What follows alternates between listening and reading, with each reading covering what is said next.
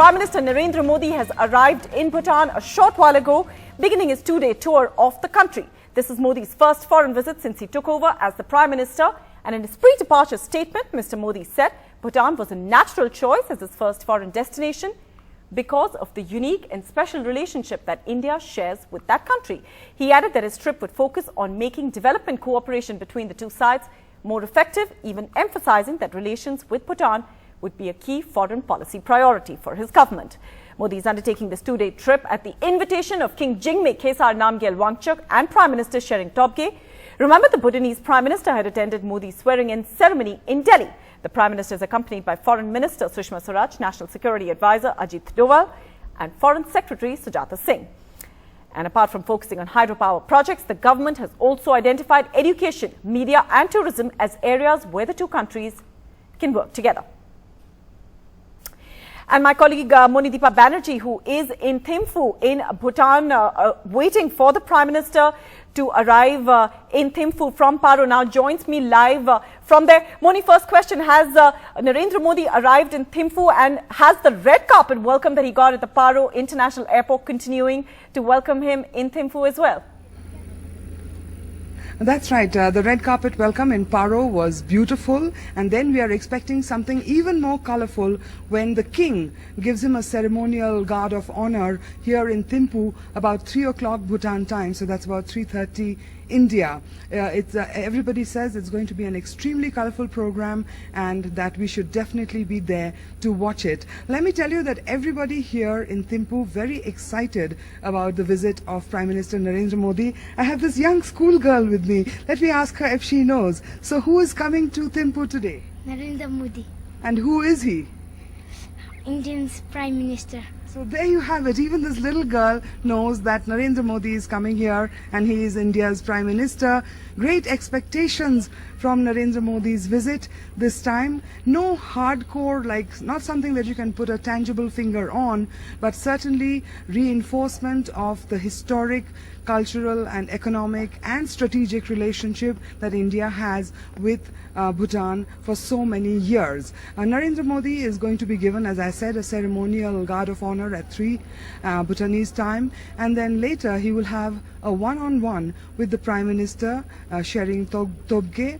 That is going to be very interesting what they discuss over there. So, a little after that, about 6:30 in the evening, Narendra Modi will be inaugurating the building of the Supreme Court.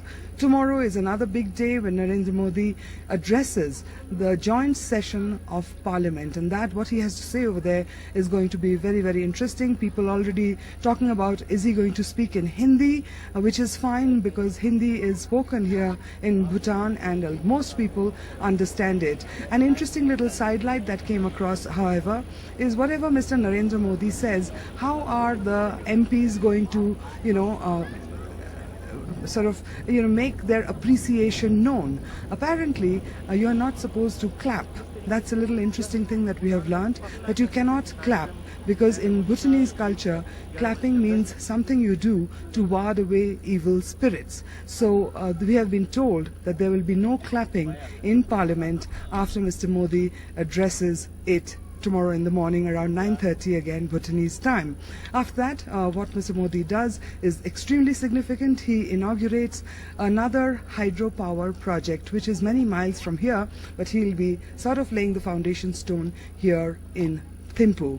Big question everybody is asking is, why has Mr. Narendra Modi chosen to make Thimphu his first international stop? He could have gone anywhere in the world, but he has chosen Bhutan primarily because, they say that Mr. Modi has made it very clear in the President's address in our Parliament that the SAARC nations are going to be his primary foreign policy focus. There is a sense that, unless you have good relations with your own immediate neighbors, nobody else is going to take you quite seriously. And therefore, the emphasis on visiting Bhutan, which is also, of course, non-controversial. There is no controversy with this beautiful kingdom of the Thunder Dragon that Mr. Narendra Modi is in just now. All right, Munideepa, just very quickly before we let you go, of course, amidst all the red carpet welcome, etc., that he's getting both in Paro and now in Thimphu, they are going to be talking shop, India and the Bhutanese prime ministers. And of course, China is expected to be on the table, given that the NSA, Ajit Doval, is also traveling with the prime minister. That's right. Most people expect China to be discussed. However, I've been told that in the press release that the government of Bhutan has handed out, there is no mention of China being discussed, but everybody expects it to be discussed. A lot of people saying Modi has come to Bhutan with one eye on China, because how Bhutan's relationship with China goes, very significant to India. For Bhutan, very sensitive too, because on one hand, on the north, they have this huge neighbor, China. On the other, there is India. And Bhutan has to, sort of walk the tightrope, ensure that neither of its neighbors are offended by the way its relationship with the other party is. So Bhutan is going to walk the tightrope on that. India will certainly be keen for assurances on the China issue as well.